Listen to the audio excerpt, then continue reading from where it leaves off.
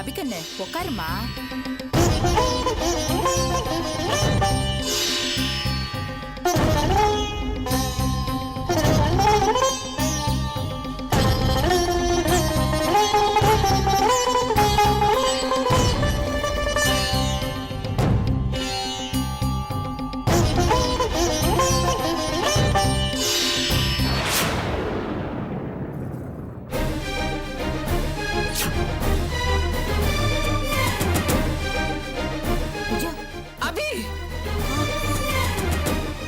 ஐயோ மாமா, என்ன நடக்குதுங்க?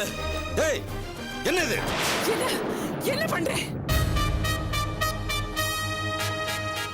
இது பாருமா, நான் உன்னை கையெடுத்து கும்பிடுறேன். இந்த கல்யாணம் நடக்கட்டுமா? உனக்கு என்ன பைத்தியமா பிடிச்சிருக்கு?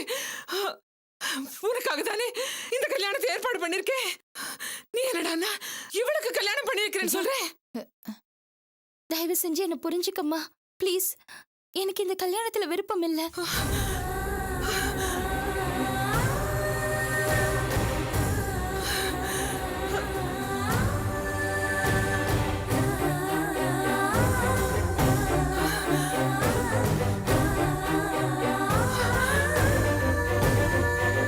அபி, வேண்டாமா.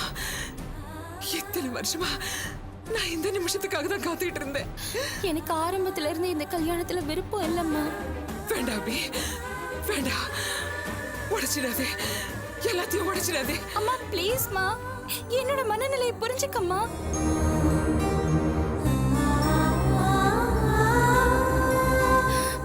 எனக்கும் ஒரு கல்யாணம் நடந்தது. அந்த வாழ்க்கையில நான் தோத்து போயிட்டேன். அதுக்கப்புறம் இன்னொரு கல்யாணத்தை என்னால நினைச்சு கூட பார்க்க முடியலம்மா. அபி, என்ன இது? நினைத்து கூட பார்க்கவில்லை என்றால் எதற்காக திருமண மேடை வரை வர வேண்டும்? ஆனந்திக்காக தான்.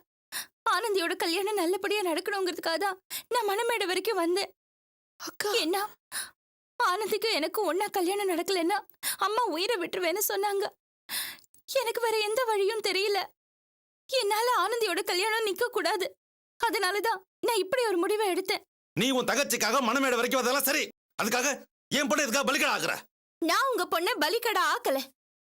அவ வாழ்க்கையை கெடுத்தது நீங்க தான். ஒரு ஃப்ராட் அவளுக்கு கல்யாணம் பண்ணி வச்சு அவன் ஒரு நாள் கூட இவ கூட நல்லபடியா வாழ்ந்தது கிடையாது. மொத்த நகையை சுருட்டிக்கிட்டு ஓடி போயிட்டான். அவன் திரும்ப வந்தது உங்க கூடவே வச்சிட்டு இருக்கீங்களே. நீங்க ஒரு நல்ல அப்பாவா? ஏய், என் பொண்ணை நான் வாழ வைப்பேன், உருப்படாம பண்ணுவேன். அதை கேட்க நீயா?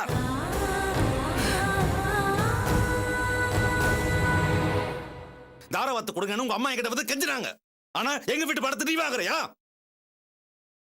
ஏண்டி, நீ இது குழந்தையா? இல்லங்க, எனக்கு எதுவுமே தெரியாது.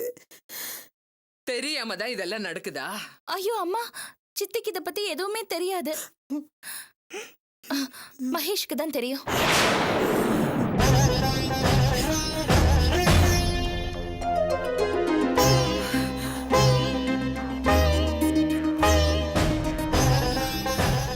ஆமாம்மா, அன்னைக்கு மகேஷ் கிட்ட போய் பேசிட்டு வான்னு சொன்னேன்ல, அப்ப நான் போய் அவர்கிட்ட எல்லாமே பேசிட்டேன்.